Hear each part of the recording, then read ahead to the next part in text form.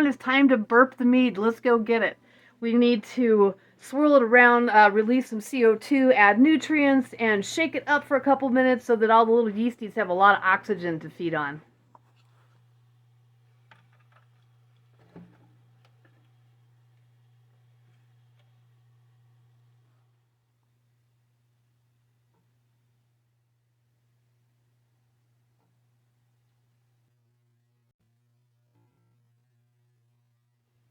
Day 3, we're gonna burp the mead. We're gonna degas it.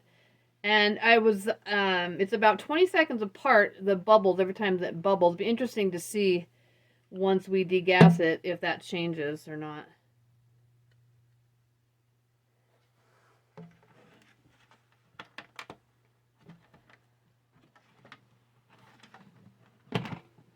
All right, we'll take that off. And we're going to add the nutrients in, which is so funny because it's only a gallon. And so it was like, seemed like such minimal nutrients. But it is only a gallon. So we're just going to give it a swirl, let some of that CO2 come out. We'll put the lid back on and then we'll do that again. All right. So we're just going to gently swirl it around, let that CO2 come out of the top of that little hole with the gasket on it. Do it for a full 2 minutes.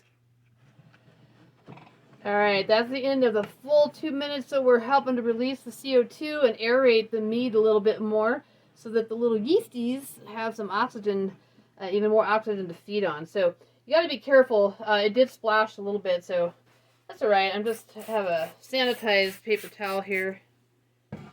We'll just kind of wipe that up. Alright, and then I put this down in there, so I shouldn't have to sanitize again, but I'm going to. Okay, pop that back on there. So we're all done degassing or burping the mead. I'll put it back underneath that table that you saw I had it under, and I always cover it up so it doesn't get any light. Even though it's in that bucket, the bucket's still pretty light in color. It's white, so it still gets some light in there.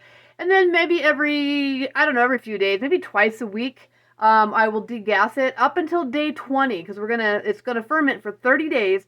And then the last 10 days, you want it to rest undisturbed. So I'll do what you just saw today, like I said, up till day 20.